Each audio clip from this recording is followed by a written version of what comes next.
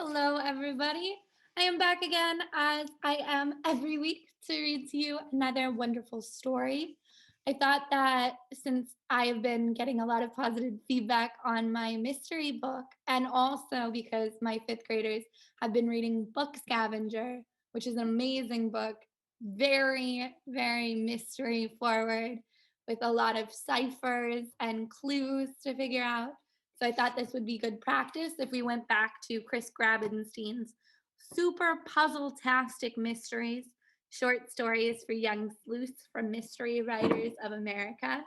We're going to be skipping a couple of stories because they're long. It doesn't really matter if we skip them because, again, this is an anthology. So it's a collection of short stories that don't necessarily have to build on one another, right? So this is Three Brothers, Two Sisters, and One Cup of Poison by Lauren Magaziner. There was poison inside the vial. It was tasteless, odorless, and disastrously deadly if ingested. The vial rested on the countertop for a solid hour, waiting to be found, waiting to be used. Then, quietly, someone tipped it into a goblet. 6 hours earlier, Hannah Friedman looked in the mirror. I'm a cupcake, she groaned, looking at her very frilly dress. It was pink with ruffles up the front, bows down the back. It cinched in the waist, which was a fancy way of saying that it pulled her lungs so tight she could barely breathe. She looked at her grandmother and said, Bubby, I'm literally a cupcake. I think you look very nice, her Bubby replied. From the doorway, Hannah's brother Isaac tugged at his collar. At least you don't have this thing choking you. He tried to loosen his tie, but he pulled it just a bit tighter. Dressy clothes are torture machines for children. Your great Aunt Bee will love it. If she's our aunt, Isaac said, then why haven't we met her before? My sister and I have not spoken for 20 years. We are estranged. You're not that strange, Bubby, Isaac said. Estranged, not strange, Hannah groaned. It means they've been fighting. There's a rift between them. That's putting it mildly, said Bubby. What caused the fight? Asked Isaac. Bubby didn't respond. Well, why are we going to see her now? At that, Bubby smiled, showing off every one of the big teeth in her dentures. I have to deliver a message. What message? Isaac said, but Bubby shook her head. Her meaning was clear. The only person who would hear the message was Great Aunt Bee herself. They piled into the car. When they left, the day was clear and the sky was bright. But the more they coiled around mountains and through valleys, the more the air around them became thin and foggy. Before long, it was getting dark. Isaac fell asleep right away, as he often did in cars, but Hannah was too uncomfortable to nod off. Something was troubling her. Bubby had a telephone. She had a computer. She had all the conveniences of modern technology, which included 100 different ways to call, email, video chat, text, and more to reach her sister. What sort of message did she need to deliver in person? Why was Bubby making them drive 3 hours to say something? Why couldn't it be written down? It was all very suspicious.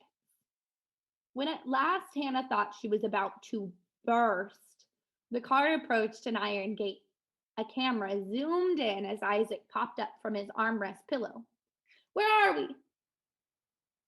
Here, Hannah said as the gate swung wide to let them in.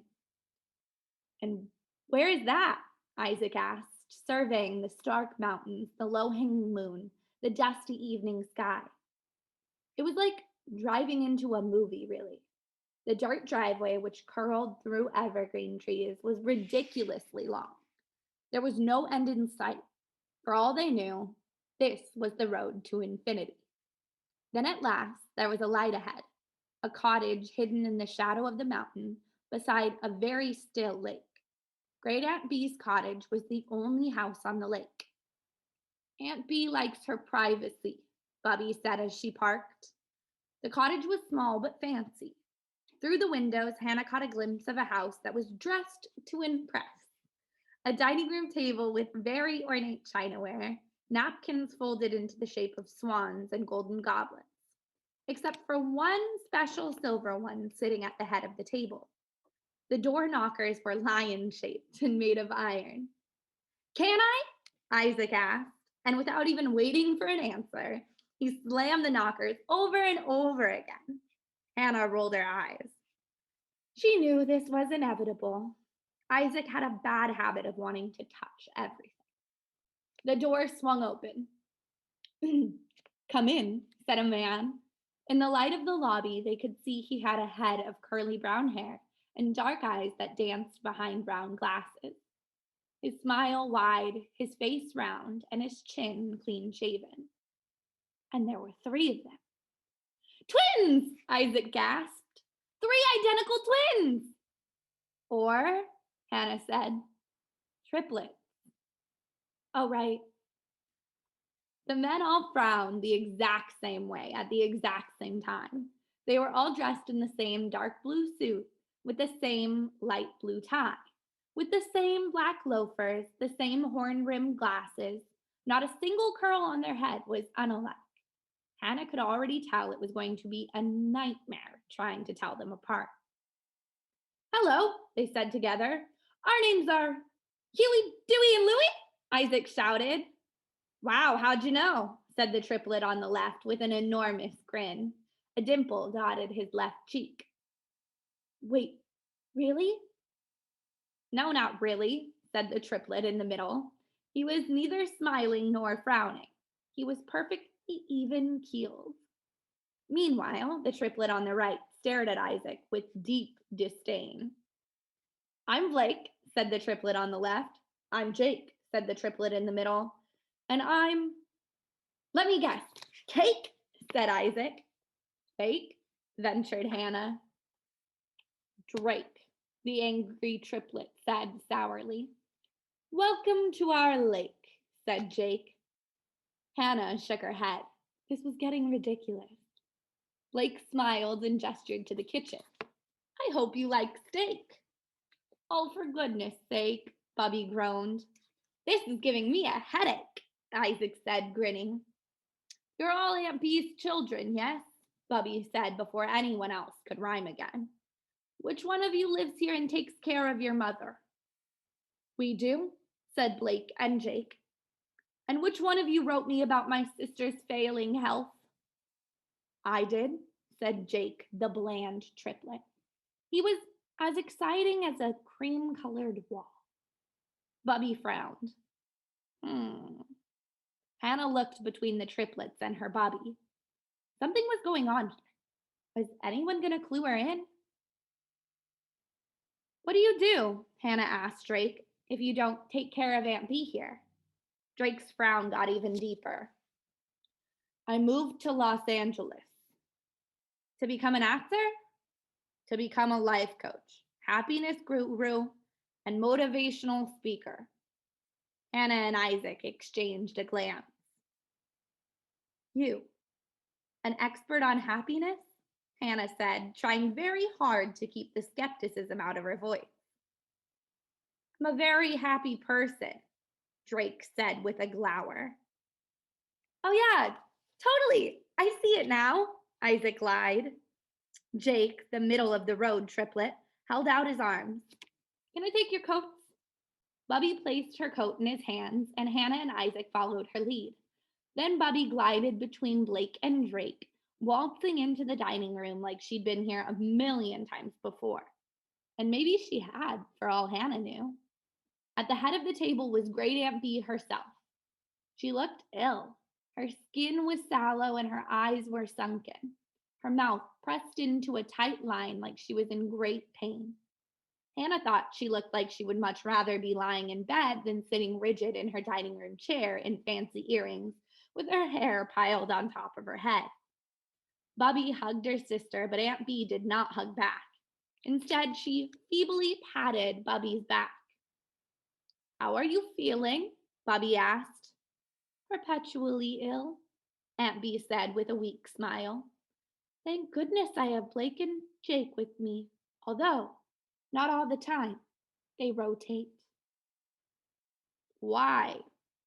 Where are they when they're not with you?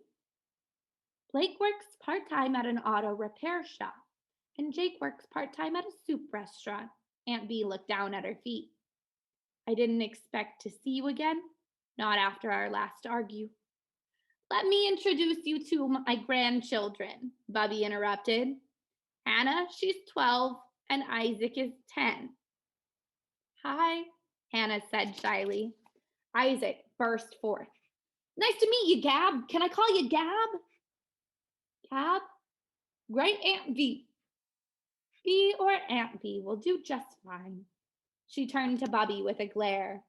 I expect you want a slice of my inheritance now that you've shown me these adorable children. Adorable was dripping in sarcasm. Hey, Hannah said. You're pretty cute. Really cute, Isaac said, and he let out a toot accidentally. Oops. Bubby leaned forward, nose to nose with her sister. It's not your inheritance, Bee. It's supposed to be our inheritance. And besides, that's not why I'm here. Aunt Bee raised her eyebrows. It's not? No. I have a message I needed to deliver it in person. Couldn't risk it getting intercepted. And what is this critical message?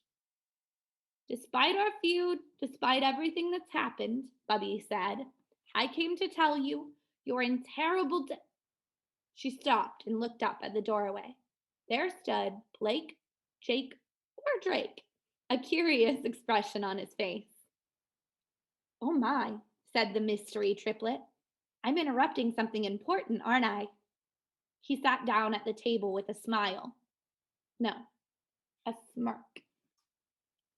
Drake, Aunt Bee said, why don't you go help your brothers in the kitchen?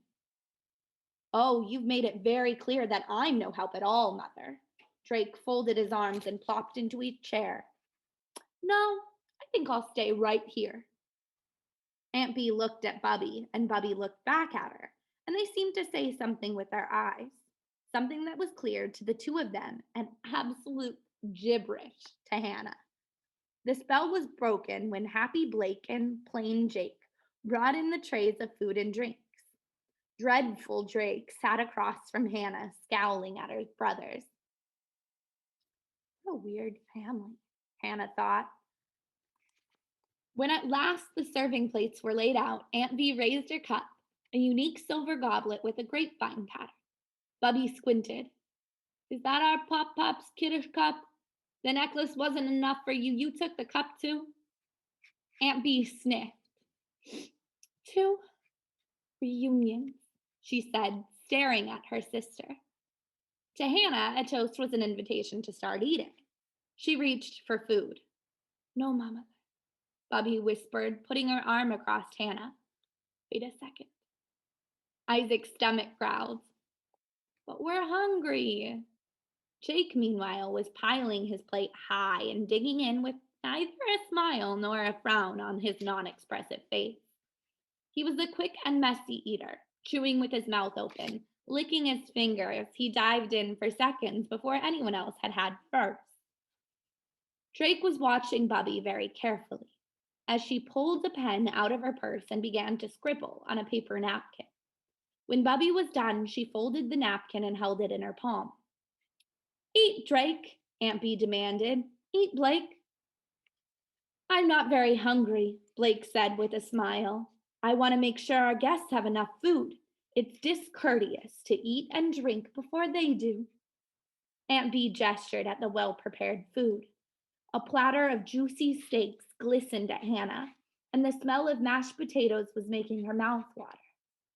Isaac put his chin down on the table and started having a staring contest with a piece of homemade challah. Hannah knew that face. They only had about 10 seconds before Isaac attacked the food in sheer hunger. Aunt Bee stood up, red in the face. You're all being very impolite. All except my Jake. Bubby stood up too. Eye to eye with her sister, she slipped Aunt Bee the napkin note. Snake, she spat. Aunt Bee's face scrunched into an angry ball, but her expression changed completely as she stared at the napkin. Her eyes bulged, her mouth parted in surprise. The napkin began to tremble in her hands. But but how do you know? Aunt Bee said, her voice quivery. I got a letter from one of your sons with your symptoms, Bubby said. I knew right away from my work. I'm not sure if your boys knew I was a forensic scientist. Aunt Bee's complexion turned almost greenish. She put down her fork. Excuse me, she said, standing shakily to her feet. I must go make a phone call. All eyes followed her as she exited the room, except for Hannah, who was watching her brother steal the napkin from Aunt Bee's place setting. I have to go to the bathroom, Isaac said. I'll go too, Hannah said quickly, to make sure he doesn't get lost. The two of them scurried out of the room and shut themselves inside the kitchen pantry. Isaac unfolded the letter. P trust no one is? Isaac said. What in the world does that mean? Hannah squinted at the letter. Bubby had said snake as she handed Aunt Bee the letter. At first, it seemed like Bubby was calling Aunt Bee a snake. Now, Hannah wasn't so sure. It was either a word that meant something to them or instructions on how to read the letter. There must be a message hidden inside the message, Hannah said thoughtfully. She traced her fingers in a snake like shape through the letters. Then she started laughing. Well, what is it? Isaac demanded. Start with the R in the word trust, Hannah said. And if you read it in a snake shape instead of go left to right, you'll see it too. Rat poison? But what does that mean? He scrunched his eyebrows together. That's what Bubby came here to say. Things were beginning to click for Hannah. Bubby got a letter from Jake saying Aunt Bee was sick. He listed her symptoms, and because Bubby's a forensic scientist, she knew right away that Aunt Bee was being slowly poisoned by one of the two sons that was taking care of her. Blake or Jake, Isaac said. Blake is so happy it must be Jake. But Jake wrote Bubby the letter. Why write if he were the one doing the poisoning? Maybe Jake made a mistake. Give me a break. Isaac shook his head. Not this again, too much rhyming. Hannah sighed. Look, Bubby had to come here to Aunt Bee's house to deliver the message in person. If she wrote a letter about the rat poison, it's possible the wrong brother would have intercepted her warning and thrown it out. The doorknob to the pantry turned, and Isaac quickly grabbed Bubby's note, stuffed it in his mouth, and swallowed it. Isaac, that's disgusting. I'm hiding the evidence, he said. Plus, I'm starving. The door opened, and one of the triplets towered above them. Which one are you? Hannah asked. Which one do you think? He said nastily. It had to be Dreadful Drake. What do you want? Hannah said as Isaac cleaned bits of napkin out of his teeth. Mother is finished with her phone call and she requests everyone's presence in the dining room. Now. They followed Drake back into the dining room, and if Hannah had any doubts that this was actually Drake, she knew for sure when Aunt Bee said, Thanks for fetching them, Drake. He nodded at his mother, then sat down in his chair across from Hannah. Boys, Aunt Bee said, raising her silver goblet, let's make a toast. What are we toasting? Blake said, raising his glass. My new will. Blake's smile slid off his face. Jake dropped his fork. Drake looked at their mother curiously. Aunt Bee continued.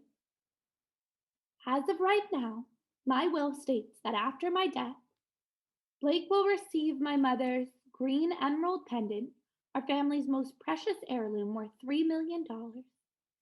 And Jake will be getting the home worth $1 million. And Drake, who abandoned me in my old age and did not care for his poor, ailing mother, will get nothing. Drake frowned. But I have just called my lawyer. At midnight, he is coming over to change the will. The room was still and oh so hushed. It was so quiet you could hear a pin drop.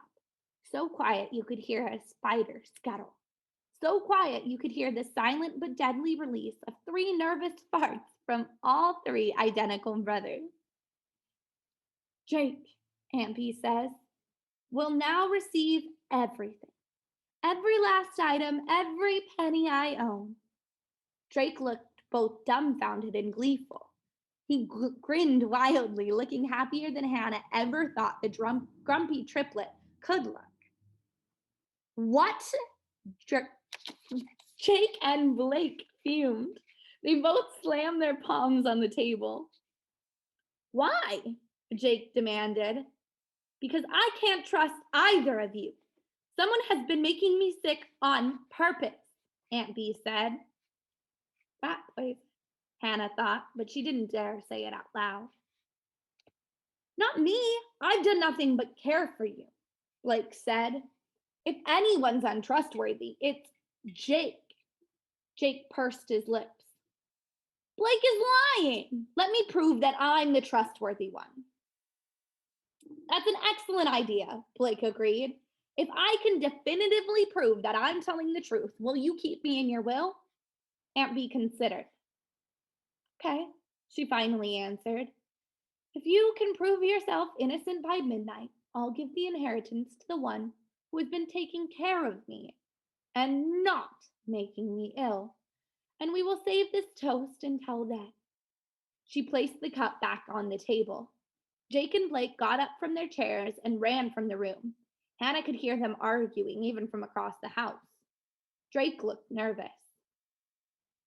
Mother, if you'll excuse me, and he left as well. Aunt Bee looked sharply at Bubby. You don't have to be here anymore. You delivered your message. Consider me thoroughly warned. Bubby frowned. We'll stay until midnight. I have to make sure you're safe. More like you want me to give my inheritance to you, Aunt Bee snarled, and then she too excused herself. Bubby sighed and turned to Hannah and Isaac. That's what our fight was about all those years ago. Bee got my mother's precious necklace. She was always the favorite, and she lorded it over me. I was hoping that if she saw you two, she would consider gifting me my mother's necklace, letting it pass to our side of the family. Hannah frowned. Given what little she knew about Aunt Bee, that seemed highly unlikely. Bubby sighed.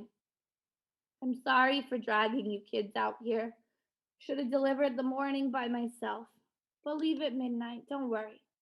But until then, Bubby dug into her purse. Here's a few granola bars. I know you kids are hungry. No kidding, Isaac said. I eat your napkin. Informative, but not filling. As they waited, and waited, and waited, and waited, night ensnared the lakeside cottage. It was dark and it was quiet. Yes, the cottage itself made noise. There was the ticking of a grandfather clock, the creaking of the old house's bones, and the hiss of the radiator in the corner. But the triplets and Aunt Bee were nowhere to be heard. The still inside the house wasn't peaceful, it was tense. Hannah couldn't stop thinking about Blake and Jake. One of them was poisoning their own mother, and both of them were accusing the other brother. So one was telling the truth and one was lying. But how was Aunt Bee supposed to know which one was which? And would they be able to prove their innocence or the other one's guilt before midnight? Or would Drake swoop in and take the inheritance? It sure seemed like Drake had a lot to gain, and Blake and Jake had a lot to lose. Eventually, Bubby fell asleep on the couch, and Isaac dug in her bag for more food to eat. It was an unsuccessful mission, turning up only 3 lemon drops, a stick of gum, and denture toothpaste, which he actually tried and spit out into one of Aunt Bee's decorative bowls. Clang! Bang! The noise was coming from the kitchen, pots and pans being moved around. At first, Hannah thought that her ears were playing tricks on her, but Isaac looked at her eagerly. We should check it out, he said. Hannah glanced at Bubby, who was snoring slightly. Bubby could sleep through an earthquake. In fact, she had slept through earthquakes in her lifetime.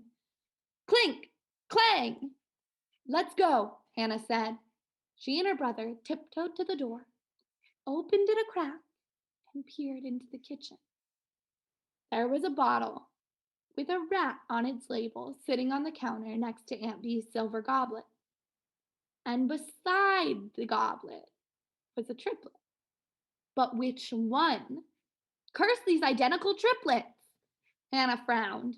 Their uncle, whichever uncle it was grinning.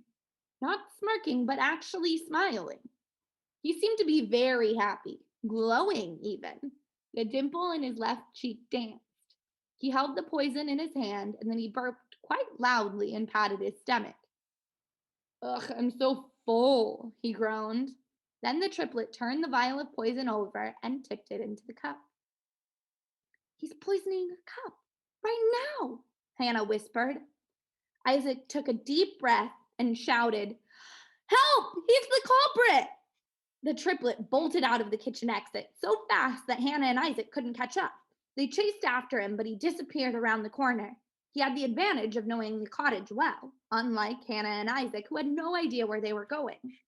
Poison! Isaac shouted again. Moments later, all three triplets dashed into the kitchen. Aunt Bee also came running, and Bubby got up from the couch. What is it? What do you want? Aunt Bee demanded, looking at Hannah and Isaac like she regretted letting children into her home. I was having a lie down. This cup is poisoned, Hannah said, and we saw one of them pour it in. She pointed at Blake, Jake, and Drake. I'm innocent. I've been alone in my room this whole time, said Blake. Well, it wasn't me. I've been alone in my room this whole time, said Jake. How dare you? I've been alone in my room this whole time, said Drake. Well, which one did the poisoning? Aunt Bee asked.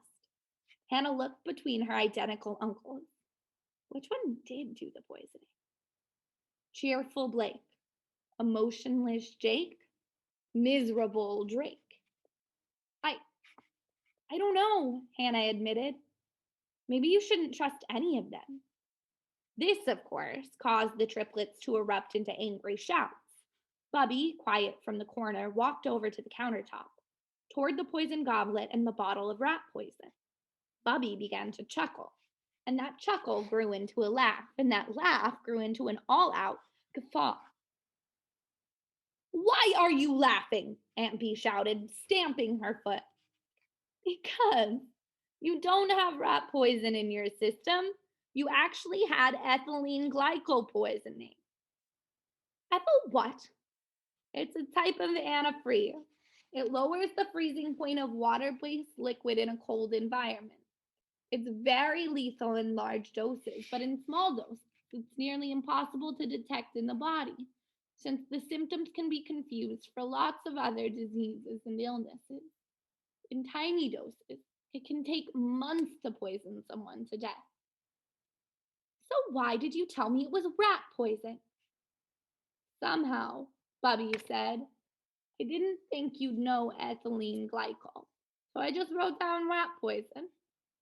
It is very curious that suddenly the poison would switch from ethylene glycol to rat poison when I show up. Which of your sons did you tell? None. I swear I didn't know who to trust. All three brothers crossed their arms at the same time. What's going on? Who's responsible for making me ill? Blake pointed to Drake. Drake pointed to Jake, and Jake pointed to Blake. Hannah suddenly stood up. Aunt Bee, she said breathlessly, I know. So that is the end of this story, but if you want to know who done it, turn to my next video, which will be labeled the title of this story, which was 3 brothers, 2 sisters, and 1 cup of poison. But at the end, it'll say solution. So make sure you watch this one first, the solution second. If you get it and you're in my class, let me know because I'm excited. This one was really good. I like it a lot. yeah, turn to my next video. Bye.